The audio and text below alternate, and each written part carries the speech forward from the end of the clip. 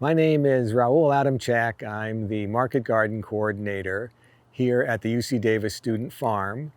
The Market Garden is about 9 acres in size, and we grow certified organic vegetables that we sell on campus through a 115-member CSA and to the dining services, and a little bit to the coffee house, and there's an on-campus farmers market that we sell at too. We use 3 different kinds of irrigation systems here at the farm: sprinkler irrigation, drip irrigation, and then furrow irrigation. And we use what's most appropriate at different times of year. In the summer, almost everything is on drip irrigation. In the fall and spring, we're sprinkling our leafy greens. And then we use furrow irrigation on just a few crops during the summer because they're deep-rooted and need a good shot of water.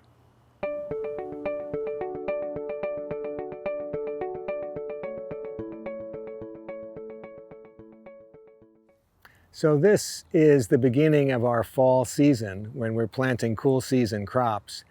And we have solarized a bed for our direct seeded fall season crop.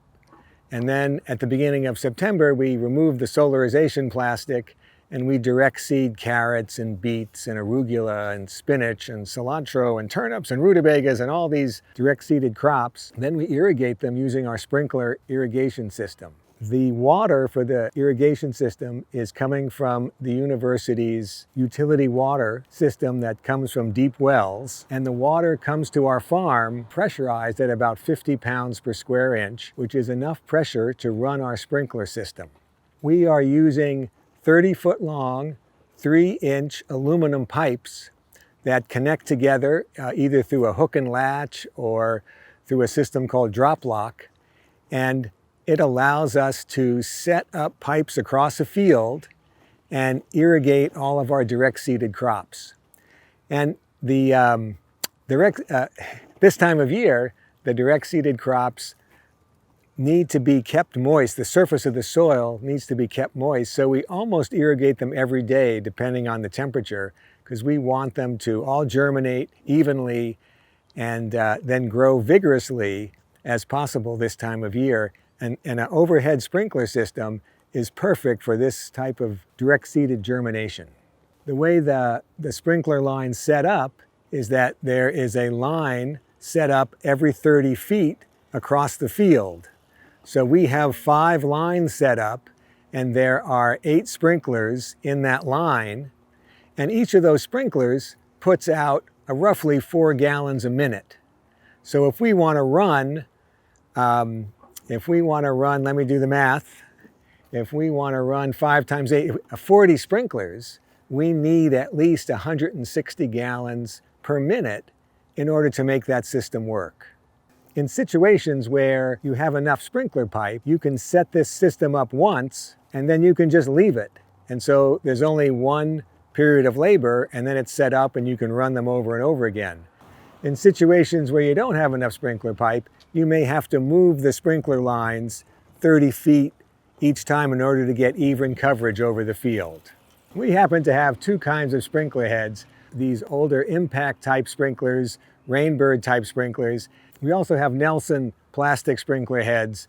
The difference between them is that the Rainbird sprinklers are made of brass, and if you buy them now, they're about $25 each, and the Nelson sprinklers are $7 each. So as we replace them over time, we're making the short-term economic choice of putting less expensive sprinklers on. The impact sprinklers can also be purchased with a system that allows you to adjust the spray pattern, but that's even more expensive. And over time isn't that robust. So we've gone with the Nelson sprinklers on the ends of all of our rows in order to keep the water in the field and outside of the rows. There is a significant difference between the lifespan of the plastic sprinklers versus the cast metal sprinklers.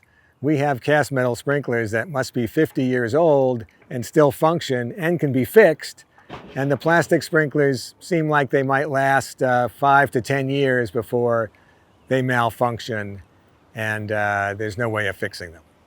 So we've installed a 6-inch underground line all around the farm, and every certain distance we have a riser come up that has a 4-inch valve on it. On top of the 4-inch valve is a valve opener, and when I open up the valve, the water comes out. And it starts to fill up our 3-inch diameter sprinkler lines. When you're filling up these lines, it's important not to turn these systems on full blast and just let them fill up, because you'll get water hammer, which is what happens when the water rushes down to the end of the pipe and it hits the end plug, and it could send a shock wave back and break the riser off right at the ground. So each sprinkler pipe has a rubber gasket in it, and the rubber gasket is U-shaped. It has an outside edge and an inside edge, and as the water pushes through the pipe, it pushes the outside edge against the outside pipe and the inside edge against the inside pipe, and the pipes seal. There's not a leak between each pipe, and that happens at about 40 pounds per square inch. It takes that much pressure for the gaskets to seal inside the pipes.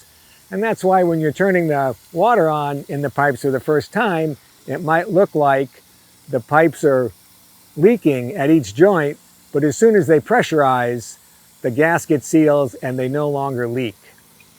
So each of these sprinklers, each nozzle puts out about 4 gallons a minute, and altogether that adds up to about 1/4 of an inch per hour over the whole field. So if you wanted to put out 1 inch of water, you would have to run the sprinklers for 4 hours.